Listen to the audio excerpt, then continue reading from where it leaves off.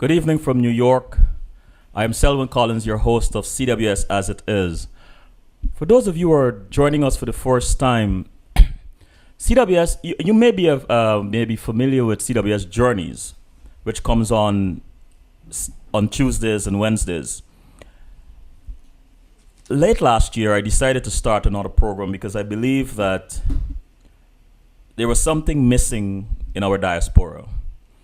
And an opportunity, a platform where Guyanese can come on and discuss matters concerning Guyana. Now, my long-term vision is that this will eventually include the region and beyond. But for now, I think this is necessary. It's absolutely important. It is not going to be every Sunday. I have to, of course, pace myself. I am very fortunate and very grateful that today we have been able to include five guests in different segments. We will start this evening off with Mr. Mark Chatarpal, who I will introduce to you or let him introduce himself actually in a moment. But thank you very much for tuning in whenever this broadcast is. CWS cannot grow without you, without your support. So I want to thank you so very much for that. So I will bring on Mr. Chatarpal. There he is. The gentleman next to me is Mark Chatarpal. Mark, can you hear me? I can't hear you, Mark. Hold on. Can you hear me? Yes, I can hear you. Awesome. That was my fault. Good evening. Okay. Good evening to you and to your viewers. Mark, thank you so very much for doing this on such short notice. But I think it's very important that I say that to you. That's no problem at all. Anything for you, Selwyn. Thanks. Mark, tell us a bit about yourself and how you came to be involved with food security. That's a very good question. I actually realized the disastrous effects of the GMOs, of the GMO industry, through the scholarly oversight of a Guyanese scholar by the name of Dr. Arnold Etoiru, who designed the Caribbean Studies program at the University of Toronto. And also the oversight of Dr. Alyssa Trotz, another well-known Guyanese scholar who really challenged my views on what defined food security and food sovereignty. And she, and combined with Dr. Arnold Etoiru, really gave me that platform to really start questioning the current state of food security in Guyana and food sovereignty, since they're two totally different terms as well. Mm-hmm. And that's what really set me on my path academically. However, as a child, you tend to want to question things. You're curious. You're growing up I grew up in a somewhat of a farming community up on the Linden Highway. And as a child, we were used to helping out on the farm and understanding the reciprocation of food exchange. So one farmer would share whatever he had in abundance with another, and so forth.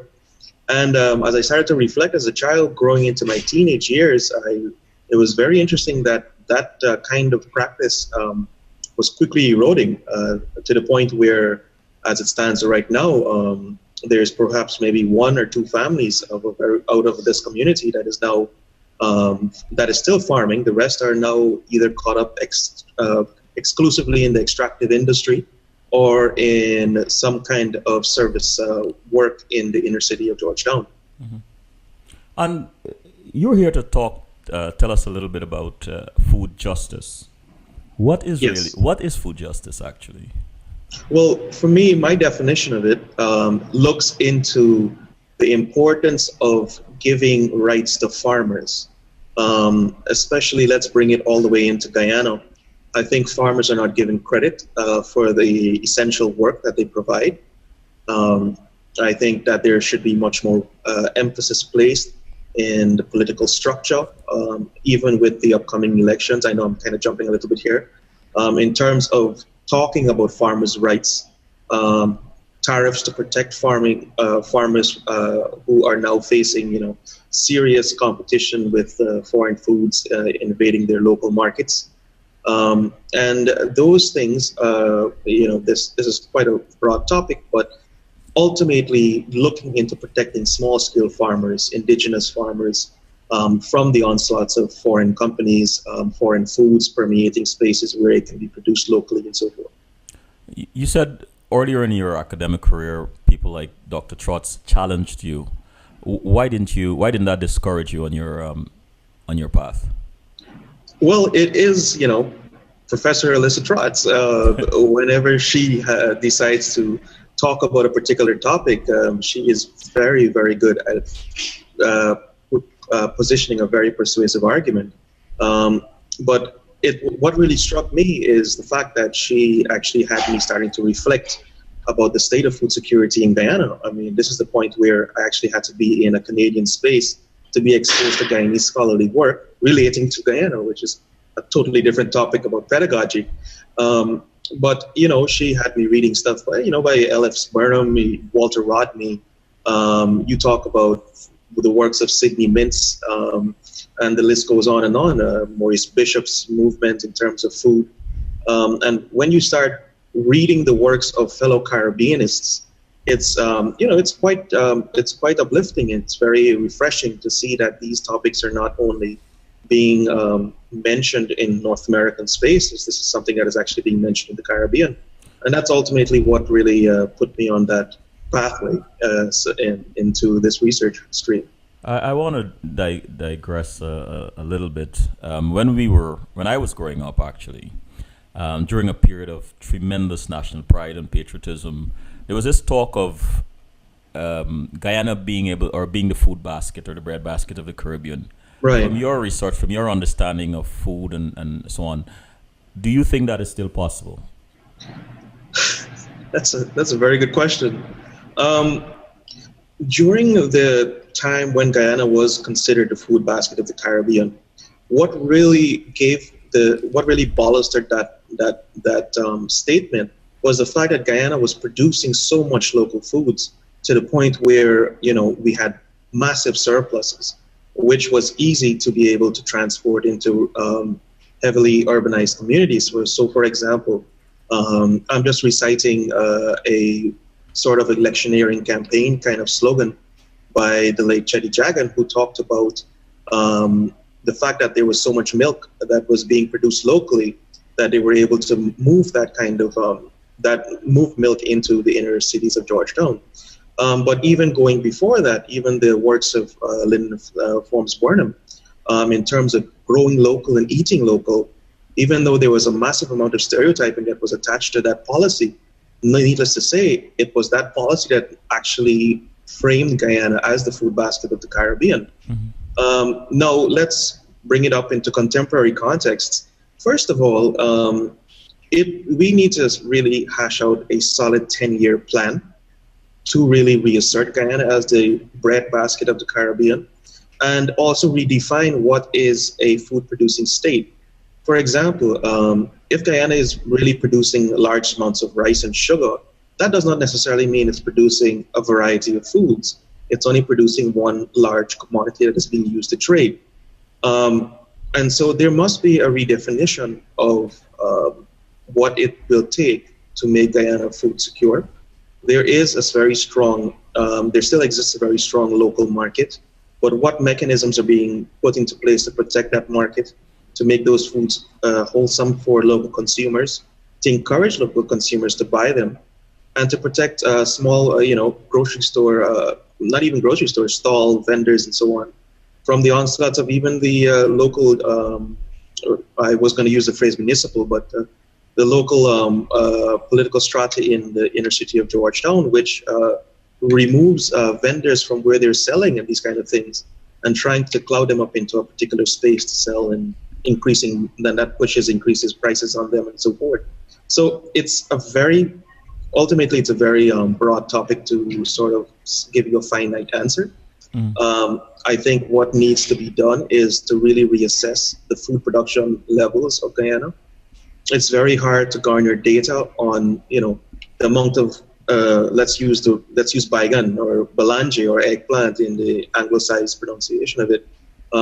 There is very few studies showing the amount of eggplants that is being produced in Guyana, how much is being wasted, what infrastructure is there to bring out let's stick with it within the Guyanese concept. What infrastructure is there to bring out Balange from Balange's producing spaces to make them even cheaper on the local market? Those kind of researches tend to go unnoticed. However, what is being glorified by the current government is large-scale agriculture. For example, the Santa Fe rice farm that is in the Rupununi now, or the fact that the government is boasting of ethanol sugarcane production to produce ethanol, which results in the raising to the ground of pristine spaces in Kanji and so forth. This is not really food production. This is facilitating large-scale agro industry. Mm-hmm. Does it benefit small farmers? It doesn't. Does it benefit local employment? On a small scale, because if you're coming in with large-scale manufacturing, obviously coming in with heavy machinery, mechanized production, there isn't really a lot of space made for local employment. And these are the topics that tend to go unnoticed when campaigners, even on both sides of the fence, are talking and trying to garner votes. I would very much like to hear the opposition parties address the food insecurities in Guyana. What are you passionate about when it comes to food security, sovereignty, justice, food, basically? What are you passionate about? I'm passionate about making sure that local farmers are protected. Organic farming is encouraged. Highlighting the health ramifications of consuming foods that are laced with heavy pesticides. Looking and promoting research that looks into the circulation of genetically modified seeds and crops in Guyana. Trying to hash out a framework to assess what is the extent of Guyana's food insecurity in indigenous communities. Those are the things that really get me excited, that gets me passionate. Mm-hmm. These are farmers who have voices of their own as well, and they should be heard. What platform is there to have their voices be heard? Right? It's very easy, and this is just a self-reflection. Like, it's very easy for me to be in a prestigious university, etc., to give you my analysis. But what platform is there to facilitate small-scale farmers and organic farmers airing their own opinions about the inefficiencies of the system? So what can we do? I mean, one of the things that a small group of us are trying to work on is having a little session or a groundings, let's use the Rodneyite term, to have organic farmers speaking to non-organic farmers about the benefits of it.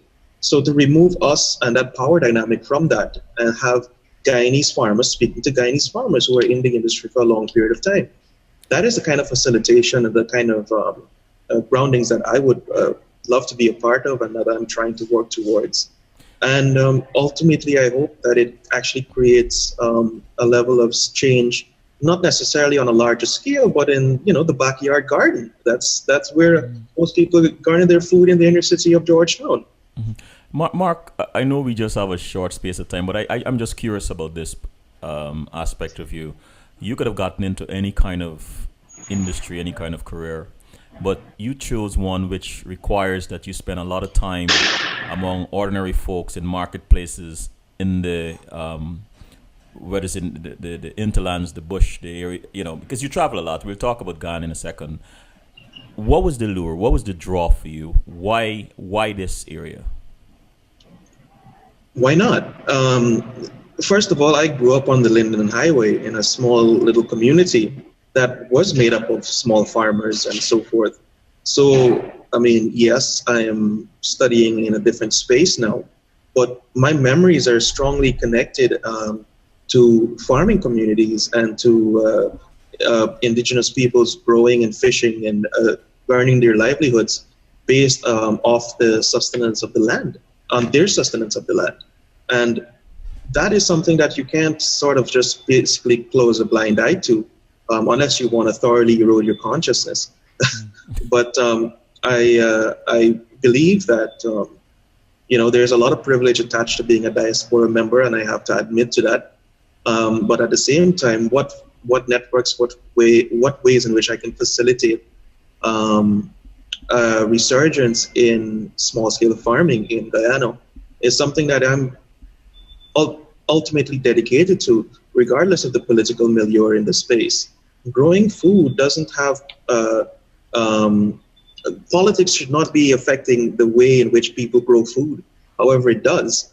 So how do we create conversations between small farmers among themselves outside of the political distractions and these type of things to actually create a healthy population, sustain them, and so forth? I mean, that's as appealing as it can get. I mean, that's my style. Mark, who are some people who need to listen to people like you with your research knowledge and understanding of food? I mean, the obvious are the politicians, but no, I don't believe that. Okay. I mean, some people will disagree with me, even close friends of mine and so forth, but that's fine. I believe farmers need to hear what the message is. Producers, not necessarily the political strata of the country, they will become informed since that their electorate is actually going to be informing them. I've seen a lot of policies, great ideas start off from the political echelon, the upper levels, and by the time it's trickled through Parliament and sanitized, the policy in itself does not really look the same way the idea was conceptualized. So there's two totally different paradigms there. This is food we're talking about. Food is as necessary as air and water. So this transcends political divisions, racial disunity. Well, in my mind, the only trick in all of that is to have people from those spaces who can't tend to butt heads on different ideas to talk about something as simple as growing food. I mean, this is something that is going to become a serious situation within the next 10 years. I mean, you have North American spaces already talking about food sustainability, but if we don't start talking about the erosion of traditional food production in indigenous communities or trying to create small farming spaces in inner city Georgetown and so on, we're going to have a serious situation on our hand for either. Mark, saying that, having said that, what is your deepest fear about food in Guyana? My deepest fear is that people fall for this allure of westernized modes of production as the only way in which to produce food. And when I say westernized, I am talking about large-scale agriculture, the necessity of using, the amount heavy pesticides. Like, for example, in the recent chemical profile, fairly recent chemical profile coming out of Guyana in 2010, they imported close to maybe 750,000 liters of pesticides. If you divide that by the current population of Guyana, I mean, those are rough calculations and so forth. I mean, that's 1 liter allotted per person, right? That's dangerous. You're telling me. That's dangerous. And I am concerned about the fact that there is so much money being put in by Western organizations like Steinseed Corporation, Karana Corporation, regarding the production of food using GM technology and so on, that people tend to feel that how the traditional ways of producing foods are no longer relevant in the society, and that is absolutely not true. And so my biggest fear is that there is this adoption of these techniques that make farmers more dependent rather than independent and erodes their autonomy. And at the same time, people fall for stylized ways of producing rather than using methods that actually exist through traditional means and traditional knowledge. However, I am not saying that there should be an ultimate, no, we don't want anything coming from the north or coming or new technological improvisions in permaculture and so forth. What I'm saying is that there should be some level of conscientious decision being made about it, and not accepting everything in terms of food production and these new chemical companies and so forth. This open hand and subservience and this kind of stuff. That's my biggest fear. Mark, if you had a room full of farmers, local farmers, and you had to give a presentation on any topic, any aspect of food, but you want to get the message home of how important it is for them to understand the various aspects of food security and sovereignty and so on you're talking about, what would that be like? What would you actually say to them? Well, first of all, there's a few things that need to be addressed. in my mind, the ultimate way in which to talk to farmers is not to have me talking to them at all, is to have farmers talking to the farmers. Mm-hmm. There's a different code, and there's a different way of language in which that has much more powerful, there's much more resonance rather than having a foreign in or the foreign buy or, these kind of brandages attached to it. I think. So how would such a discourse take place? For me, I think also space is a very important thing as well in terms of where you have these discussions. Uh-huh. If you're a small farmer and so on, coming into inner city Georgetown in some fenced off space with heavy concretized places and everybody's sitting down very uptight and so on, talking about farming techniques, it's very difficult to really have people retain that kind of information and make people comfortable. I think perhaps having those kind of discussions in an open space on the soil itself, physical interactions in terms of this is how you deal with sandy soils, this is how you deal with pests from these spaces, these are some organic ways, and you're actually doing it by hand and showing. I think those actions in itself is very, very powerful. And in terms of pedagogical approaches, it actually it totally turns the way in which people are learning upside down. Mm-hmm. I think in Guyana, we tend to have this kind of very framed understanding or sterile understanding of what learning is where this knowledge giver comes down and gives it to, the unknowing people. But there is so much knowledge existing among farmers that they just need to be placed in a space that is comfortable for them to discuss with each other without feeling that, some levels of inferiority complexities. So, ultimately it would be taking them to a farm and having organic farmers speaking to non-organic farmers. Mark, it might be unfair for me to ask you about the top threat, but I'll ask you the question this way. What are some threats to food security in Guyana? Man, that's a tough question. What are some threats? I think one of the major things is the tariffs. There is very little tariffs in terms of protecting local farmers. That is one of the major things. Mm-hmm. Two is education. There isn't a lot of material or circulation of organic principles and methodologies, practices, skilled peoples in these sectors to be able to show alternative modes of production. The government is very, very crafty in promoting large-scale farming using all these new GM technologies and so forth in a way that is very enticing. So that's one of my biggest concerns. Raising awareness is ultimately one of the biggest issues here.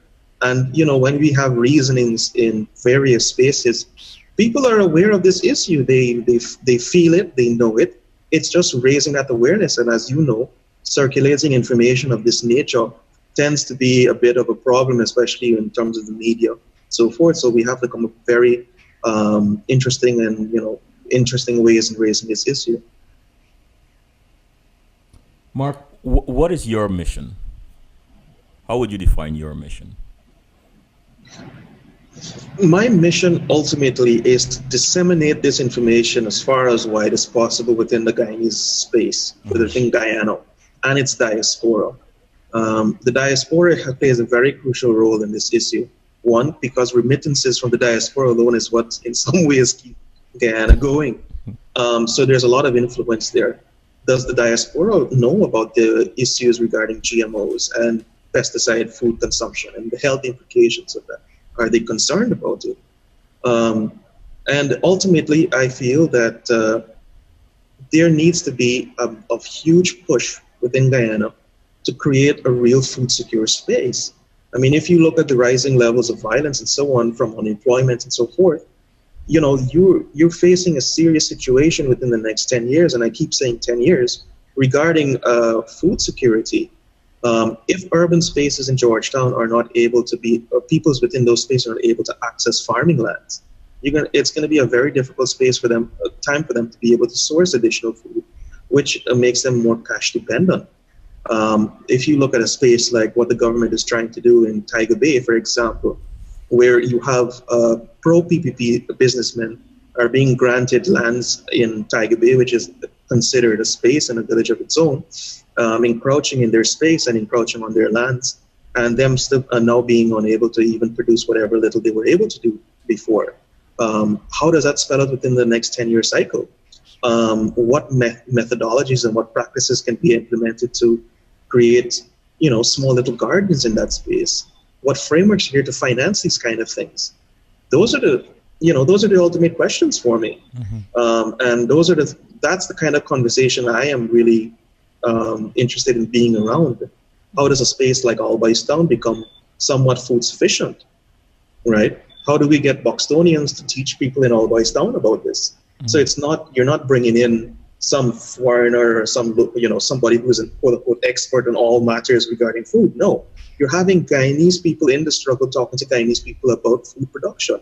This is a political act on its own, but it's not a politicized behavior, if you get my drift. I got your drift. I mean, Mark, to say, yes. Sorry, no, finish your thought. Finish your sentence. I said, needless to say, it's not hard to think that, the opposition or the current political party would try to appropriate these kind of ideas in ways to try and garner political brownie points. But nonetheless, these topics are still fundamental and tend to be overlooked in the overall political strata. So we still have to come back down to the basics and have these people talking to one another. And part of that is communication. You mentioned earlier about some initiative you and a few friends or a few colleagues are supposed to be put in place.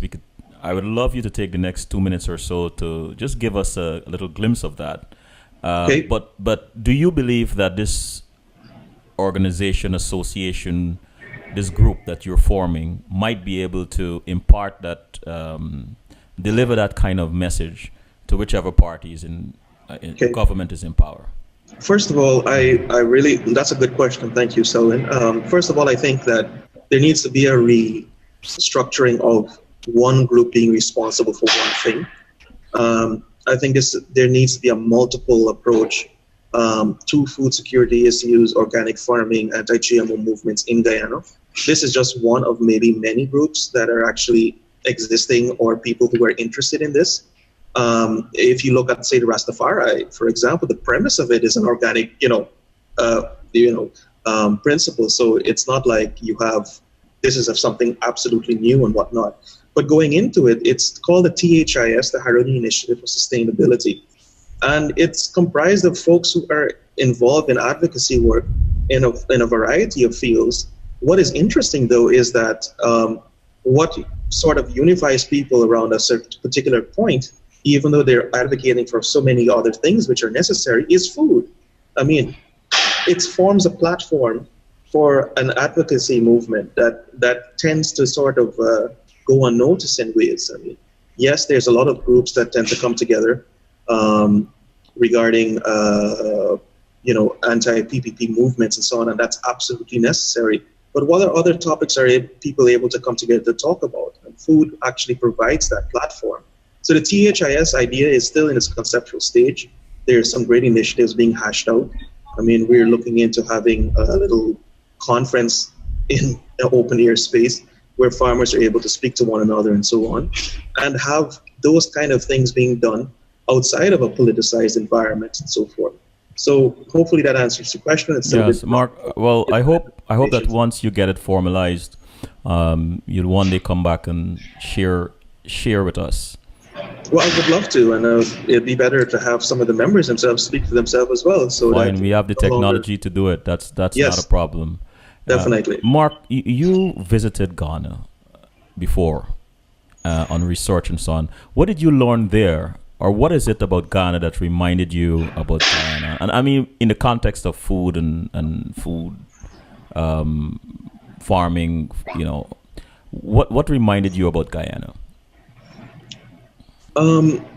First of all, my connection with Ghana is not a one-time thing. I'm actually heading there next week to continue some of this work. And it's actually looking at the intersections between pedagogy and food security. So looking at educational practices that actually encourage traditional food consumption. Mm-hmm. And these ideas, I mean, you have phenomenal leaders in the past like Thomas Sankara, Kwame Nkrumah, who have done wonderful things in their own countries, respectively. And what tattered remains that exist within their policies and so forth can serve as somewhat as a conceptual framework for a space like Guyana. But let's give the quote Jack his jacket. I mean, what Burnham was doing during the time in Guyana was actually on par with what Kwame Nkrumah was doing in Ghana. These are very strongly correlated practices on self-reliance.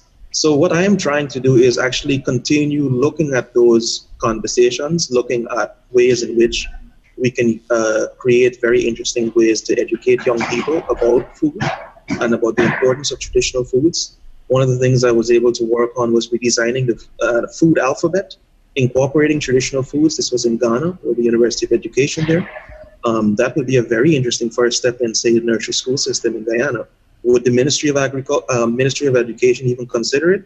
That is yet to be to be known. But ultimately, the idea is to learn as much as I can from that space and see what knowledges can be transposable. If it's not, if it is, but it's a very interesting space to work in regards to food. I mean, Ghana is one of the largest food producing spaces in the sub-Saharan area of Africa. And they are facing a serious onslaught from the GMO industry, even up to a few weeks ago when they're still trying, Syngenta is trying to push patenting laws as well as Cargill. Marcus, I'm sorry, I have to cut you there because it's already 4:30. That's no problem at all. Rel is already there waiting, and I want to take a quick break. But before I do that, let me just read two comments in the chat room. Terran said, like the notion of food independence as a major societal goal. And Juanita said, great conversation. However, no audio. I was able to hear a few minutes ago. Oh. Okay. Well, so, I'm sorry. I can't fix that. No, you're fine. No, you're fine. I think it's on the audience's side. So, Mark, once again, thank you for joining me in a conversation, and I really enjoyed it. Thank you very much for giving me this platform, Selvin. We need shows like yours on a consistent basis. Anytime. We are going to do this. And when are you leaving for Ghana? On the 17th. I'm going there to do some work and also to be at the 8th Pan-African Congress that's going to be happening in Accra. Awesome. At least we'll have something more interesting to talk about when you return next time. So have a safe trip, Mark, and thank you so very much. Thank you. And hey, Roel, good to see you, man. All right, I'll just take a short break and bring on Roel Johnson next.